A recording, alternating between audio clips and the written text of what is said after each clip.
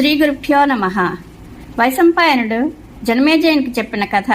భీమసేనుడు హనుమంతుడు కలుసుకొనుట. హనుమంతుడు భీమసేనునికి యుగధర్మములను తెలిపి భీమసేనుని కోరికపై తన పూర్వరూపమును అనగా సీతాన్వేషణ కొరకు సముద్రలంఘనం సమయమున ధరించిన తన అనుపమాన రూపమును చూపుట. అనంతరము రాజధర్మములను తెలిపి వరముల సగిన విశేష విషయములను తెలుసుకుందాము. ఈ కథ మహాభారతంలో వనపర్వంలోనిది. వైశంపాయనుడు చెప్తున్నాడు. జనమేజయ, బదరికాశ్రమం చేరిన పాండవులు అర్జునుని కలుసుకోవాలనే కోరికతో అక్కడ 6 రాత్రులు ఉన్నారు. ఇంతలోనే దైవయోగం వలన ఈశాన్య దిక్కు నుండి వీచిన గాలికి ఒక సహస్రదళ పద్మం ఎగిరి వచ్చింది. అది సాక్షాత్తు సూర్యునిలా ఉన్న పెద్ద దివ్య కుసుమం. సాటిలేని పరిమళంతో మనసుకు సమ్మోహనం కలిగిస్తోంది. నేల రాలుతుండగానే ద్రౌపది దృష్టి దాని మీద పడింది. చూడగానే సౌగంధికమనే పేరుగల ఆ కమలం దగ్గరకు వెళ్లి ఆమె మనసులోనే ఎంతో ఆనందపడుతూ భీమసేనుతో, ఆర్య, నేను ఆ కమలాన్ని ధర్మరాజునకు కానుకగా ఇస్తాను. మీకు నా మీద నిజంగా ప్రేమ ఉన్నట్లయితే నా కోసం ఇలాంటి పుష్పాలనే చాలా తీసుకురండి. నేను వీటిని కామికవనంలోని ఆశ్రమానికి తీసుకువెళ్లాలనుకుంటున్నాను అని అన్నది. భీమసేనునితో ఇలా అని ద్రౌపది వెంటనే ఆ పువ్వును తీసుకుని ధర్మరాజు వద్దకు వచ్చింది. పట్టపుదేవేరి ద్రౌపది కోరికను తెలుసుకున్న భీమసేనుడు తన ప్రియురాలికి ప్రీతి కలిగించాలనే కోరికతో వాయువు ఆ పువ్వును తెచ్చిన దిశగా ఇంకా కొన్ని పూలు తేవడానికి చాలా వేగంగా బయలుదేరాడు. అతడు మార్గంలో ఎదురయ్యే అడ్డంకులను ఎదుర్కోవడానికి బంగారు పిడిగల ధనస్సును, విషసర్పాల వంటి పదునైన బాణాలను తీసుకుని మదపుటేనుగులాగా సింహంలాగా నడవసాగాడు. దారిలో వెళ్లే సమయంలో అతడు పరస్పరం ఘర్షిస్తున్న మేఘాల వల్లే భయంకరంగా గర్జిస్తూ వెళ్లసాగాడు. ఆ శబ్దానికి సంశయంతో పుళ్ళు తమ గుహలు వదిలిపెట్టి పారిపోయాయి. అడవి జంతువులు ఎక్కడికక్కడ దాక్కున్నాయి. పక్షులు భయపడి ఎగరసాగాయి. లేళ్ల గుంపులు కంగారుతో చౌకళించి దూకాయి. భీమసేనుని గర్జనతో సమస్త దిక్కులు ప్రతిధ్వనించాయి. అతడు సూటిగా ముందుకు సాగిపోతూ ఉన్నాడు. కొద్ది దూరం వెళ్ళాక గంధమాదన పర్వత సానువుల మీద ఎన్నో యోజనాల పొడవు వెడల్పు కల అరటి తోట కనబడింది. మహాబలవంతుడైన భీముడు నృసింహుని వల్లే గర్జిస్తూ వంగి దాని లోపల ప్రవేశించాడు. ఆ వనంలో మహావీరుడు హనుమంతుడు ఉంటున్నాడు. అతనికి తన సోదరుడు భీమసేనుడు వస్తున్నట్లు తెలిసింది. అతడు భీమసేనుడు ఈ వైపు నుండి స్వర్గానికి వెళ్లడం మంచిది కాదనుకున్నాడు. అలా చేస్తే దారి మధ్యలో అతన్ని ఎవరైనా ధిక్కరించవచ్చు లేదా శపించవచ్చు అని ఆలోచించాడు. ఇలా ఆలోచించి అతనిని రక్షించడం కోసం ఆ కదలీవనం వైపు నుండి వెళ్లే ఇరుకుదారిలో అడ్డంగా పడుకున్నాడు. అతడు ఉండుండి బద్ధకం వచ్చినప్పుడల్లా ఆవులిస్తూ తోకను నేలకేసి కొడుతున్నప్పుడు వచ్చే ప్రతిధ్వని అన్ని వైపులా వినిపిస్తోంది.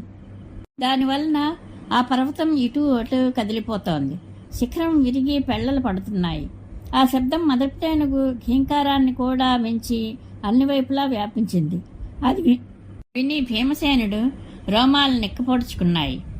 కారణాన్ని వెతుకుతూ అతడు ఆ కదలీవనమంతా తిరగసాగాడు. వెతకగా అతనికి ఆ అరటి తోటలో ఒక పెద్ద రాయి మీద పడుకున్న వానరరాజు హనుమంతుడు కనిపించాడు. అతని పెదవులు పల్చగా ఉన్నాయి. నాలుక, నోరు ఎర్రగా ఉంది. చెవులు కూడా ఎర్రగానే ఉన్నాయి. కనుబొమ్మలు కదులుతున్నాయి. తెరచిన నోట్లోంచి తెల్లని కొనదేరిన పదునైన పళ్ళు, కూరలు కనిపిస్తున్నాయి. వాటి వలన అతని ముఖం కిరణాలతో కూడిన చంద్రునిలా అనిపిస్తోంది. అమిత తేజస్శాలి అయిన అతడు అందమైన అరటి చెట్ల మధ్య పడుకుంటే కేసరాల మధ్య ఉన్న అశోక పుష్పంలా ఉన్నాడు. అవయవాల కాంతి మండుతున్న అగ్నిలా ఉంది. తేనె రంగు కళ్లతో అటు ఇటు చూస్తున్నాడు. స్థూలకాయంతో స్వర్గానికి వెళ్లే దారికి అడ్డంగా హిమాలయంలా ఉన్నాడు. ఆ మహావనంలో ఒంటరిగా పడుకున్న హనుమంతుని చూసి భీమసేనుడు నిర్భయంగా అతనిని సమీపించి ఉరుములా కఠినమైన భీషణ సింహనాదం చేశాడు.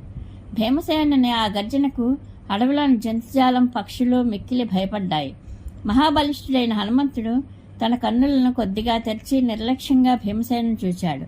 అతడు తన దగ్గరకు రాగానే, తమ్ముడు, నేను రోగిష్టివాడిని. నేనేదో ఇక్కడ సుఖంగా పడుకుంటే నీవు ఎందుకు లేపావు? నీవు తెలిసినవాడివి. జీవుల పట్ల దయ చూపాలి. నీ ప్రవర్తన ధర్మనాశకంగా మనోపాకాయాలు దూషితం చేసే పనులలో ఎందుకు ఉంది? నీవు పెద్దలను సేవించలేదని తెలుస్తోంది. సరే, నీ పేరేమిటో, నీవు ఈ వనానికి ఎందుకు వచ్చావో చెప్పు. ఇక్కడ మానవ భావాలు పనిచేయవు, మనుష్యులు ఉండలేరు. ముందుకు ఇంకా ఎంత దూరం వెళ్ళాలి? ఇక ముందు ఈ పర్వతం అగమ్యంగా ఉంటుంది, ఎవరూ ఎక్కలేరు. కనుక అమృతం లాంటి ఈ కందమూల ఫలాలను తిని విశ్రాంతి తీసుకో. నా మాట నీకు మంచిదనిపిస్తే ఇక్కడి నుండి వెనక్కి వెళ్ళు. ముందుకు వెళ్ళి ఎందుకు అనవసరంగా ప్రాణాలకు ప్రమాదం తెచ్చుకుంటావు అని అన్నాడు. అది విని భీమసేనుడు, వానరరాజా, మీరెవరు? ఈ వానరదేహాన్ని ఎందుకు ధరించారు? నేను చంద్రవంశంలోని కురువంశంలో జన్మించాను. నేను కుంతీ కుమారుడను. నా తండ్రి పాండురాజు. లోకులు నన్ను వాయుపుత్రుడని కూడా అంటారు. నా పేరు భీమసేనుడు అని బదులిచ్చాడు. హనుమంతుడు, నేను కోతిని. ఈ మార్గం గుండా వెళ్లాలనుకుంటే మాత్రం నేను నిన్ను ఈ వైపు వెళ్ళనివ్వను. నీవు ఇక్కడ నుండి వెనక్కి వెళ్లడమే శ్రేయస్కరం, లేకపోతే చస్తావు అన్నాడు. భీమసేనుడు, చస్తానో బ్రతుకుతానో ఆ విషయం నిన్ను అడగడం లేదు. నీవు కాస్త లేచి నాకు దారివ్వు అన్నాడు. హనుమంతుడు, నేను రోగంతో బాధపడుతున్న వాడిని. నీవు వెళ్లాలనే అనుకుంటే నన్ను దాటుకుని వెళ్ళు అని అన్నాడు. భీమసేనుడు, జ్ఞానదృష్టికి మాత్రమే తెలిసే నిర్గుణ పరమాత్మ సమస్త ప్రాణుల దేహాలలోనూ నివసించి ఉంటాడు. కనుక నేను అతనిని అవమానించను, దాటను. భూతభావనుడైన శ్రీ భగవానుని స్వరూపజ్ఞానం శాస్త్రాల ద్వారా నాకు కలగకపోతే నిన్నే ఏమిటి? సముద్రాన్ని హనుమంతుడు లంఘించినట్లుగా ఈ పర్వతాన్ని లంఘించి దాటగలను అని అన్నాడు. హనుమంతుడు, సముద్రాన్ని లంఘించి దాటిన ఈ హనుమంతుడెవ్వరు? నీవు అతని గురించి ఏ కొంచెమైనా చెప్పగలిగితే చెప్పు అని అడిగాడు. భీమసేనుడు, ఆ వానర ముఖ్యుడు నా సోదరుడు. అతడు బుద్ధి, బలం, ఉత్సాహం కలిగినవాడే కాదు, గొప్ప గుణవంతుడు కూడా. రామాయణంలో అతడు చాలా ప్రసిద్ధుడు. అతడు శ్రీరామచంద్రుల వారి పత్ని సీతాదేవిని అన్వేషించడానికి ఒక్క గంతులోనే 100 యోజనాల నిడివి గల సముద్రాన్ని లంఘించాడు. నేను కూడా బలపరాక్రమాలలో, వేగంలో అతనితో సమానుడను. కాబట్టి నీవు లేచి నిల్చుని నాకు దారివ్వు. నీవు నా మాట వినకపోతే నిన్ను యమపురికి పంపుతాను అని అన్నాడు. అందుపై హనుమంతుడు, పాపరహితుడా, కోపం తెచ్చుకోకు. ముసలితనం కారణంగా లేవలేను. కాబట్టి దయతో నా తోక తొలగించుకుని నీవు వెళ్ళు అని అన్నాడు. ఇది విని భీమసేనుడు తిరస్కార సూచకంగా నవ్వి తన ఎడమ చేతితో హనుమంతుని తోక ఎత్తాలని చూశాడు. కానీ ఒక్క అంగుళం కూడా కదల్చలేకపోయాడు. 2 చేతులతో ఎత్తాలని చూశాడు, కానీ చేతకాలేదు. సిగ్గుపడి ముఖం దించుకుని 2 చేతులు జోడించి నమస్కరించి, వానరరాజా, నా యందు ప్రసన్నుడివికా. నేనాడిన కటువాక్యాలకు నన్ను క్షమించు. మీరెవరో చెప్పండి. సిద్ధుల, దేవతల, గంధర్వుల, లేక గుహ్యకుల? ఆ విషయం రహస్యం కాకపోతే నేను వినదగిన వాడినైతే మీ శరణాగతుడిని. శిష్యభావంతో అడుగుతున్నాను. తప్పకుండా దయచేసి చెప్పండి అని వినయంగా అడిగాడు. అప్పుడు హనుమంతుడు, భీమా, వానరరాజు కేసరి భార్యకు జగత్ప్రాణుడైన వాయువు వలన పుట్టిన హనుమంతుడనే వానరుడను నేను. అగ్నికి వాయువుతో వలె నాకు సుగ్రీవునితో సహజ మైత్రి. ఏదో కారణంగా వాలి తన తమ్ముడు సుగ్రీవుని వెళ్ళగొట్టాడు. అప్పుడు చాలా రోజులు అతడు నాతో కలిసి ఋష్యమూక పర్వతం మీద ఉన్నాడు. ఆ సమయంలో దశరథ నందనుడైన శ్రీరామచంద్రుడు భూమిపై తిరుగుతున్నాడు. అతడు మానవ రూపధారి అయిన సాక్షాత్తు శ్రీ మహావిష్ణువు. అతడు తన తండ్రి ఆజ్ఞను పాటించడానికి భార్యతో, తమ్ముడు లక్ష్మణుతో కలిసి దండకారణ్యానికి వచ్చాడు. జనస్థానంలో ఉండగా ఆ పురుషోత్తముని మాయా కాంచన మృగ రూపాన్ని ధరించిన మారీచుడైన రాక్షసుని ద్వారా మోసగించి దుష్టుడైన రాక్షసరాజు రావణుడు కపటంతో బలవంతంగా అతని భార్యను అపహరించాడు.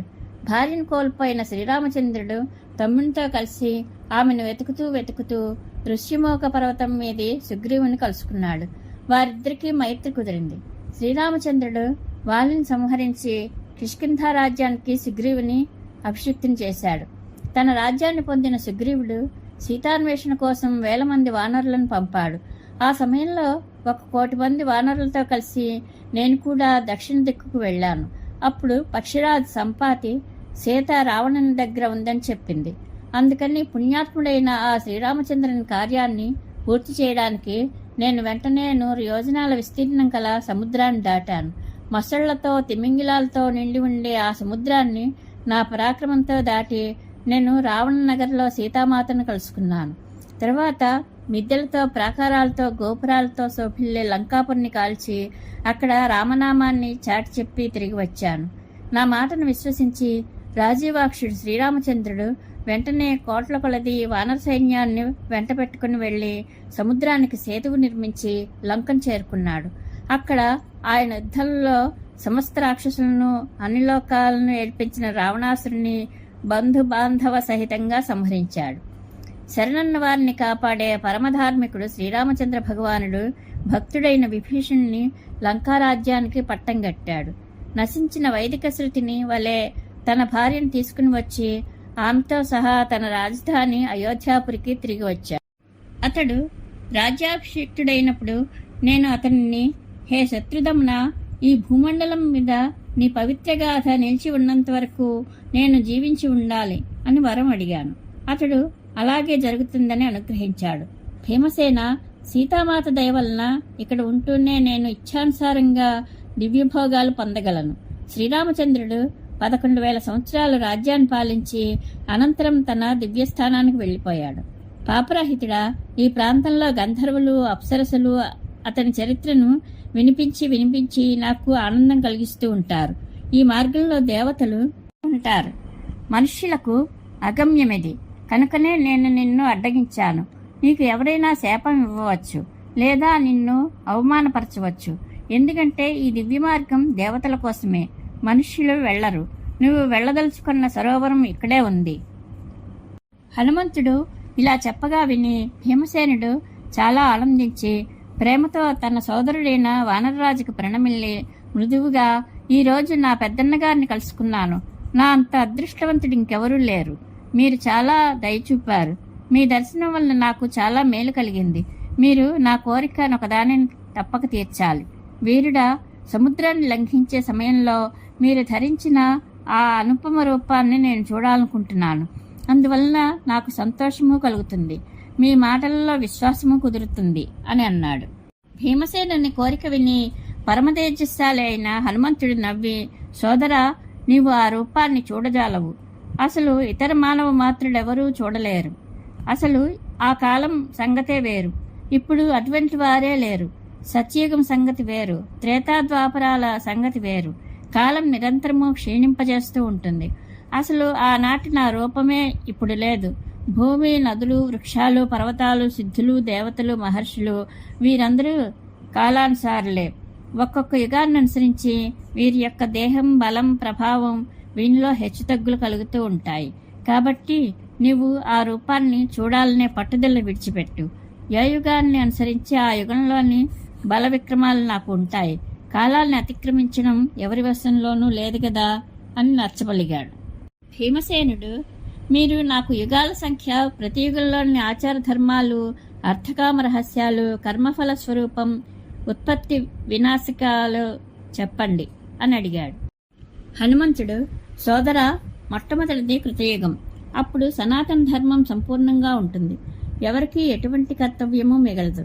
ధర్మం కొద్దిగా కూడా క్షతి చెందదు. తండ్రి ఎదుట కొడుకు మరణించడు. అయినా కాలక్రమంలో దానిలో అప్రాధాన్యం వస్తుంది. కృతయుగంలో ఆదివ్యాధులు గాని, ఇంద్రియ దౌర్బల్యం గాని రావు. ఎవరూ ఎవరిని నిందించరు. ఎవరూ దుఃఖంతో ఏడవరు. ఎవరిలోనూ గర్వం కానీ కపటం కానీ ఉండవు. పరస్పర కలహాలు, సోమర్తనం, ద్వేషం, చాడీలు చెప్పడం, భయం, సంతాపం, ఈర్ష్య, మాత్సర్యం ఇవి పేరుకైనా ఉండవు. ఆ కాలంలో యోగులకు పరమాశ్రయుడు, సర్వభూతాత్మకుడు, పరబ్రహ్మ అయిన శ్రీనారాయణుడు శుక్లవర్ణంలో ఉంటాడు. బ్రాహ్మణ, క్షత్రియ, వైశ్య శూద్రులు అన్ని వర్ణాల వారు శమధమాదులు కలిగి ఉంటారు. ప్రజలు తమ తమ కర్మల యందు తత్పరులై ఉంటారు. అందరికీ ఆశ్రయుడైన పరమాత్మ ఒక్కడే. ఆచార జ్ఞానాలు కూడా అందరికీ ఒక్కటే. అందరికీ వేర్వేరు ధర్మాలున్నా అవన్నీ వేద ప్రామాణ్యాన్ని అంగీకరించేవే. అందరూ ఆ ధర్మాలనే అనుసరించేవారు. చతుర్విధ ఆశ్రమాలలోని కర్మలను నిష్కామభావంతో ఆచరించి పరమగతిని పొందేవారు. ఈ రీతిగా ఆత్మతత్వాన్ని పొందించే ధర్మం ఉంటే దానిని కృతయుగంగా తెలుసుకోవాలి. ఆ కాలంలో ధర్మం 4 పాదాలతో నడుస్తుంది.